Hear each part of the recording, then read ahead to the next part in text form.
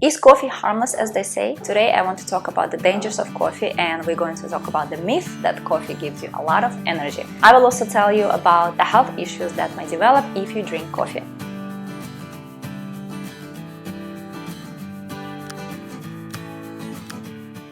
And if you're a real coffee lover, then I'm afraid to upset you.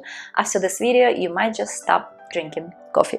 If you're interested in the topics of my videos and you want to learn something useful and interesting, whether it is vegan or health related topic, then subscribe to my YouTube channel and click on the bell button so you get notified whenever I post a new video.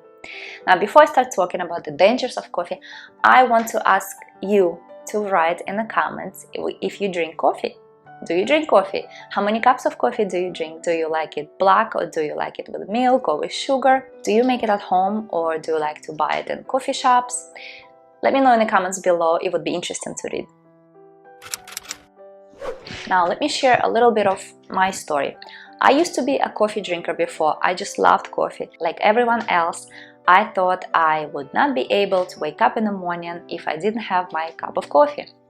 I always woke up very tired, and the first thing that popped into my head was I gotta go and make some coffee. Then in about half an hour I had a second cup of coffee, so I drank 2 to 3 cups of coffee per day on a regular basis, and sometimes on special occasions even more. And that was normal to me. However, about a year and a half ago I started noticing that my heart started pumping like crazy every time I drank coffee. And I have noticed that I started getting very sleepy after about a couple of hours of drinking coffee. So I was going ahead and drinking more coffee because I needed my energy back. And it turned into a vicious cycle. Drink coffee, then feel sleepy, then drink coffee. So I got interested in this. Why does it happen and how does coffee really work? And I started my research and I learned so much that I just stopped drinking coffee.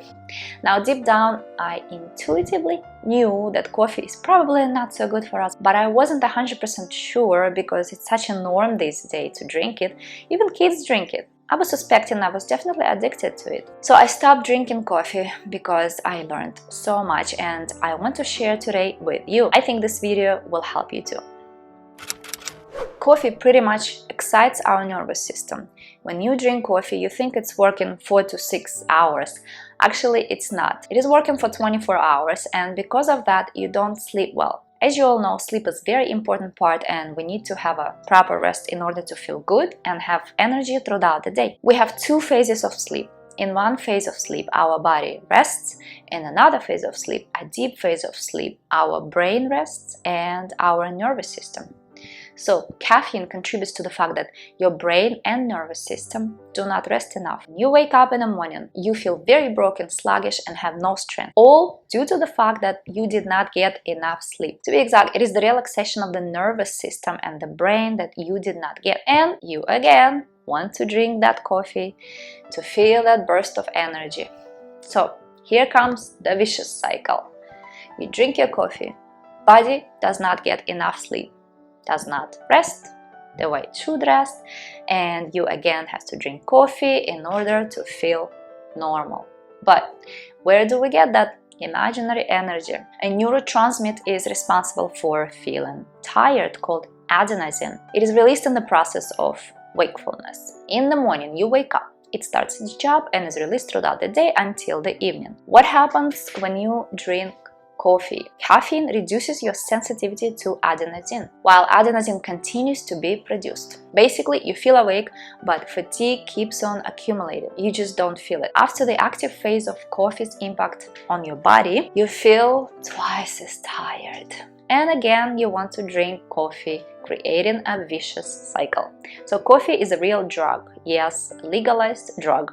Consumption of caffeinated beverages leads to a decreased effectiveness of mental activity. Even if you've only had 1 cup of coffee, which is about 250 milligrams of caffeine, you're already reducing blood supply to the brain by 30%. There was an experiment that was conducted by a journalist. She did an MRI of the brain before drinking coffee and then did another after drinking coffee. And the images clearly showed how blood flow from the brain was affected. This, by the way, leads to various conditions. mental disorders, worsened memory, decreased concentration, and much more. I was also very intrigued by the information about acrylamides. Acrylamides are substances naturally occurring during thermal processing, specifically when something is fried at the temperature above 212 degrees Fahrenheit. For example, they are formed not only when roasting coffee, but also in all baked goods with crust, chips, cereals, fried potatoes, and many other products. And these substances are highly toxic. They are carcinogenic, they cause cancer, they damage the DNA structure. Very dangerous substances that accumulate in our bodies. When I found out that they are also in coffee, I, of course, had to stop drinking it. Not many of you know that caffeine washes calcium out of our body. Calcium is a very important element for our bones to be strong and healthy, so they don't break easily. And it has been found that caffeine, every 10 milligrams of caffeine washes out 1 milligram of calcium from our body, and caffeine significantly affects bone fragility. Another interesting fact about iron: 1 cup of coffee slows down the absorption of iron by the body by 39%, 1 cup of tea by 64%, and if you didn't know this, tea also contains a lot of caffeine.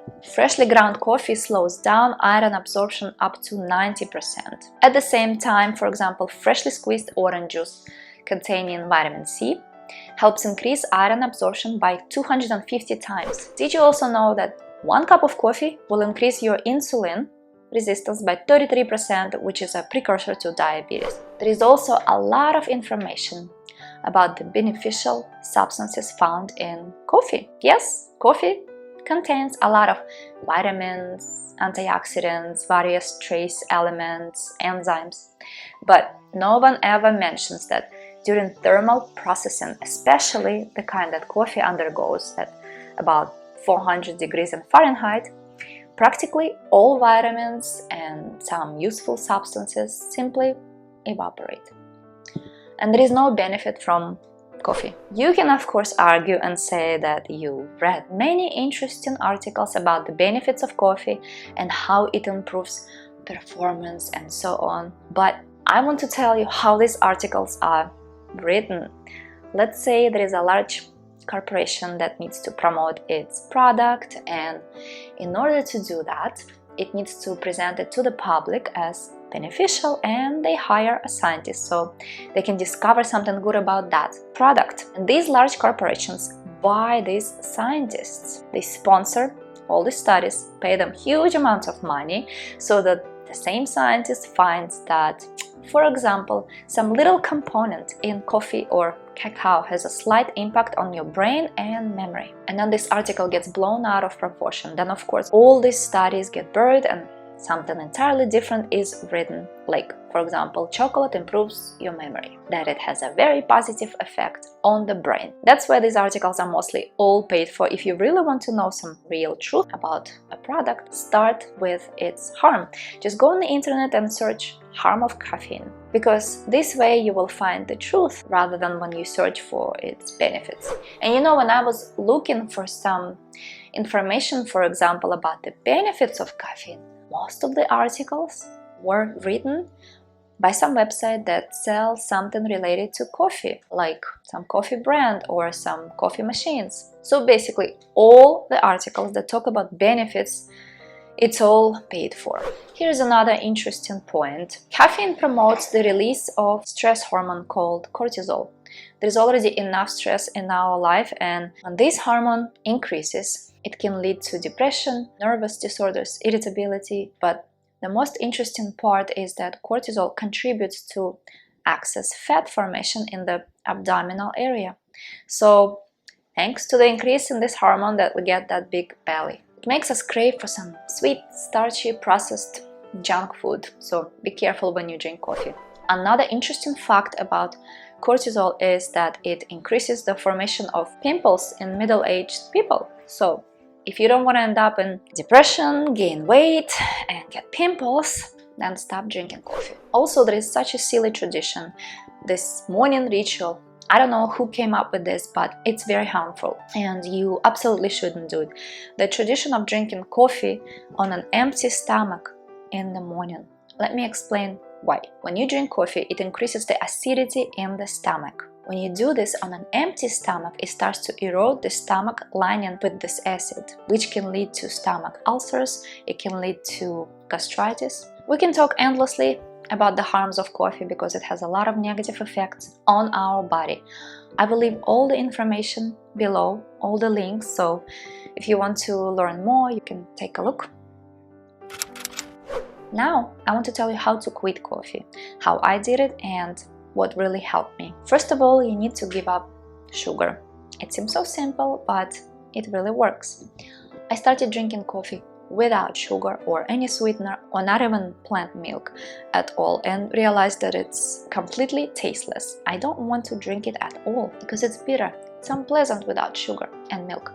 There is practically no craving for it because our brain really needs sugar first. So I just gave up coffee and I started drinking other beverages. For example, I switched to green tea. Yes, it also contains a lot of caffeine, but it has a slightly different effect. Then I replaced it with chicory. It has no caffeine at all, but it kind of tastes like coffee. I got some serious headaches for 3 days. Very annoying, but they were the withdrawal symptom.